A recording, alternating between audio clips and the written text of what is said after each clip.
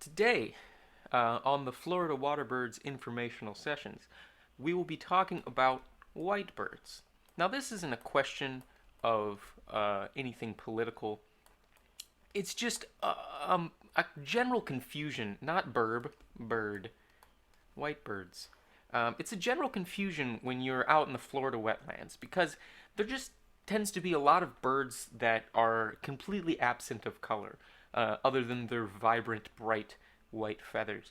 So, this is something that I wanted to just kind of clear the air on when we are looking at a tree. So, what you'll see is you'll see that there'll be some mangrove trees, and we talked about this in the past with the anhingas and cormorants.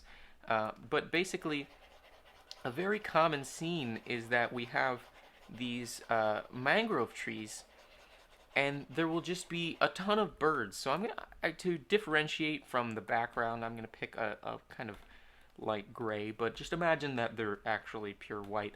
Um, so you'll have a bunch of birds that will be sitting in these trees, and the thing is, they're not all the same birds. Maybe a lot of them are the same, but what you'll find is that there are a plethora of different white birds in the Florida wetlands. So it's important to distinguish between the several different types. So we're going to be focusing on three different types of water birds today, and we will be going through them one by one. So first off, we are going to start with the smallest of the birds, and that is the egret. Now, the egret is an interesting little bird. They don't start out white, so I guess that's somewhat common with bird fledgling or children. They don't necessarily have their final color um, when they start out. So what you'll see is if there is an adolescent bird, there will actually be some tufts of brown up here on the top, and they also have a yellowish brown beak. Some of them have black beaks. I think that may depend somewhat on their actual gender. But these birds have somewhat of an aggressive look to them, just based off of their squared off head shape, due to this tuft of feathers on the top. And then they have a small, kind of rounder belly, but they are relatively skinny in general, tall standing, and then they have their long legs that also come in varieties of black and yellow, I believe. So now these birds, not only are they known by their visual appearance, but they are also known by their sounds and actions. One specifically outstanding sound is their gurgling call. When you move by a pack of egrets in a sitting in a tree, they may give off this certain call. I'm not sure if it's associated with their mating or if this is just some sort of communicational strategy, but I will attempt to recreate this call for you. That's pretty much it. It's quite comical when you're out trying to kayak in peace and you're going by a tree and that's what you hear. But this is not a joke. That is the actual sound that they make. And if you look up egrets online, you will find many accounts of this claim. Um, so these egrets, they tend to nest up in large packs in the mangrove trees, and what they will do is they will kind of have one central location that is their home, where they will tend to their young, and they will also fly off and do their general hunting and whatnot. Sometimes these egrets are also called cattle egrets because they have this interesting behavior where they like to stand on top of cows. So if you can imagine, you have some poorly drawn cow here. Um, the egrets will sort of just stand around these cows, sometimes on, sometimes next to them, um, and they will kind of just establish their position as a symbiotic creature. I do believe that they are involved in some sort of help to the cows, maybe in the form of uh, cleaning off the flies that are flying around. But they do enjoy the presence of larger mammals. So this is something where if you're driving by a Floridian farm, you may notice that there are some white birds by the cows, and that would be these egrets. Now, so there is another similar bird that looks a lot like these egrets, and the reason that they do look a lot like the egrets that I have just explained is because they are also an egret. Um, but they are not the snowy or cattle egret. They are the great egrets. I think that they're slightly better at sports and or math, so that can make them stand out. But if we want to get technical, they are also a significant size larger than the regular smaller cattle egrets. Um, they also have quite long necks. They don't inflate as I have depicted in this picture, but they still remain to have their aggressive look with the little tufts of feathers above, um, and they are similar in nature to the snake birds with their long necks, although their bright white color kind of gives it away that they are not snakes. So the great egrets are known for wading in the shallows and fishing for small bait fish and perhaps brine shrimp. Um, but it is nice to see a great egret in your fishing spot because that means that there's probably a lot of bait around that they are interested in. It also means that the water is quite shallow, so you can get an idea for what size fish may be in that area. So these are the great egrets, and so they stand out due to their overwhelming height. Although they are not the largest bird we will see in the wetlands, but we will save that for another day. So I'm going to draw a regular egret here for comparison. Um, so these egrets have less of a long neck, and then they just have a kind of small pointy beak that I have not depicted correctly. Um, and they are quite small. So I have made this egret very poorly, but you can get the idea from the shape and the head feathers.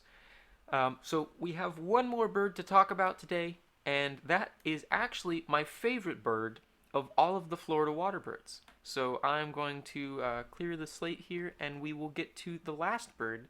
And I'll give a couple reasons why I particularly like this bird, but I will mention just right off the start that I do enjoy birds in general. The usual reason that I give for my enjoyment for birds as a species or as an animal in general is that I enjoy things that are better than me at something. So I like fish because they can breathe underwater, and I'm terrible at that. And I like birds because they can fly, and I'm also terrible at flying. Now, if we got to something, perhaps a hamster, I could probably beat a hamster in a running race. With a human used tool, I could definitely beat a hamster in a combat battle or a hole digging contest. So I would say that hamsters, although they are quite cute, are not necessarily very high on my favorite animals. But if we get to birds in general, they're quite good at flying, and I am not. So that's where I would draw the line. So our last bird we are going to talk about is the ibis.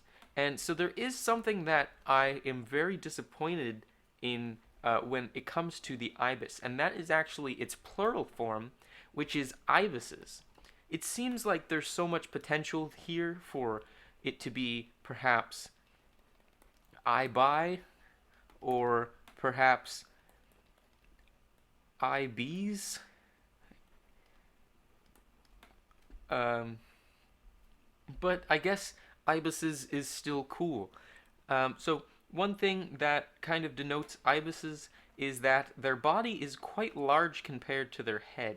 Um, and another factor that definitely points them out as a their own bird is their beak shape. So their beak shape is very downwards pointing. Um, and that makes them definitely stand out. Now, they do have this bright white color to them, but this is actually only one gender of the ibis. Um, I believe the males, as is common in most birds, the males have their bright white color to attract the females' attention, whereas the females tend to be somewhat.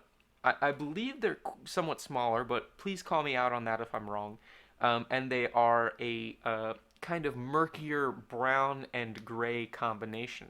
But the ibis has this bent yellow beak, and they are known for walking around in small families. I guess you could call them flocks, but they every once in a while you'll just see an entire pack of them crossing the road, and it's just interesting to see these strange animals in their everyday behavior. Um, but one thing that I do like is that ibises will actually dig in the ground and pull out bugs. So if you've ever been out to perhaps a soccer field where there's a large plot of grass with not that much coverage, there tends to be a lot of bugs underground. So the ibises will all flock there, and they will poke their beaks into the ground in order to grab different animals, different insects. And so you can imagine that this beak is somewhat like our downwards pointing tongs that we may use. It just kind of allows some extra dexterity when trying to reach for these insects. But this is my favorite bird, and I just find it so interesting. They stand out. They're not so hard to pick out once you know what you're looking for. And I don't know. I enjoy that they're not too big, not too small, and they just kind of stay to themselves. They enjoy their own company, but they don't necessarily go looking for others' company. They're just kind of an independent community out there on the wetlands. So that is my segment today on Florida water birds. Today we covered the white birds, and we will just do one final recap. So today, so if we'll remember from before, we talked about the anhinga, we talked about the cormorant, we talked about the, sorry, I'm going to distinguish between the two. We talked about the cattle egret. We talked about the great egret.